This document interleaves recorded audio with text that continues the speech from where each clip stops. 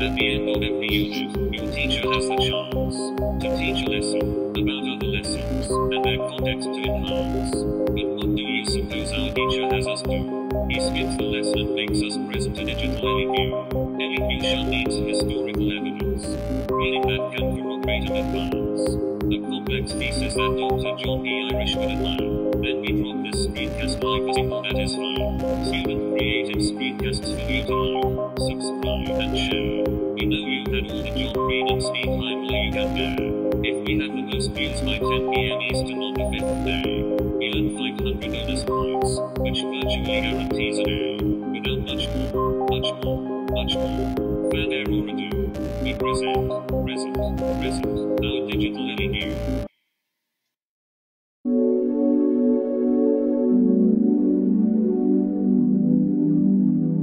During the period before 1750, the labor was mainly farm-based and women had traditional roles. The existing hierarchies and standards of living were the same. However, during the period of 1750 through 1900, industrialization had many effects such as fueling urbanization, establishing the middle class, and economically empowering women. Therefore, industrialization caused major changes in the existing social hierarchies and the standards of living of the time.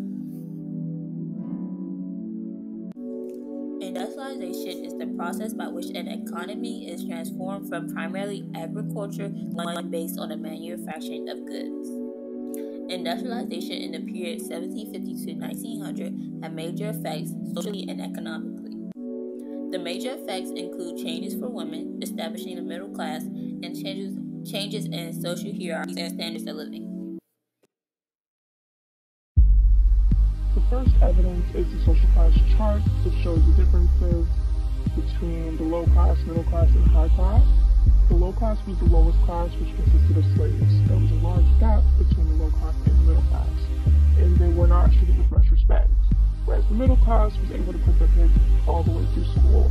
And jobs of people in the middle class included doctors, lawyers, teachers, factory owners, and shop owners. The high class had jobs such as military officers, diplomats, clergymen, and royalty, but the lower classes had to pay taxes and the high class did not.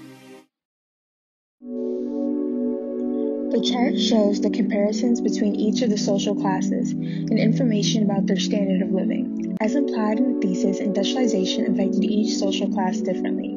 The chart is able to show the differences between each social class, including the newly established middle class. The information in the chart acts as a control for what we compare the change to society and social classes to. Since the source is presented in slides, it only provides a summarization of events and happenings during the late 1800s. The author's purpose was to highlight the differences between social classes by specifying their roles. With this idea, it relates to the claim presented on the thesis in describing how industrialization affected each social classes and how it changes the standards of living. The evidence reads, in contrast with the middle and upper classes, the working class was not well off. In the working class, many were replaced in factories by machines. But on the other hand, many also gained new jobs in factories working with machinery. The average adult worker worked quite often, 5 to 7 days of the week, for more than half of the day per shift. Children as young as 15 worked for minimum wages. Some of the children became deformed or crippled due to their work, which was often. The housing was not desirable either. For example, there was frequent overcrowding. The housing had unsanitary features which led to diseases. Workers who were desperate lived near a factory. As stated in the thesis, industrialization created a new social class, which would be the middle class. The evidence explains that due to the industrialization of factories, many working class jobs were either replaced by machines or the workers had to start working with the machines. This change caused job loss, while at the same time presented new jobs to workers. But these jobs were dangerous because they caused crippling and disease, and they came with low pay, all of which contributed to a low standard of living for the working class. In this source, it was written in an essay format, providing the scholars about the details on the author's research on the classes of people in the Industrial Revolution. The purpose was to provide an overview of how the growth of Industrial Revolution affects social classes, which it also relates to the thesis presented because it deals with the topic of industrialization and women's role, giving us a highlight of their conditions being in working class. Effects of the Industrial Revolution. The evidence states, in this new middle class, families became a sanctuary from stressful industrial life. Home remained separate from work and took on the role of emotional support, where women of the house created a moral and spiritual safe harbor away from the rough and tumble industrial world outside.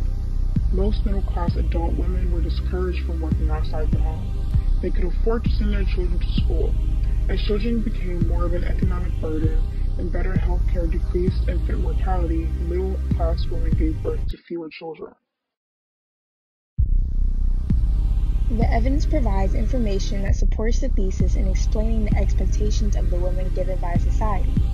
Middle-class women were not expected to work and expected to act more as the emotional supporter of the family and the husband. Because of the economic changes that came with industrialization, families were persuaded to limit their economic disadvantages by having less kids and therefore saving more money. This economic change allowed for women to prosper.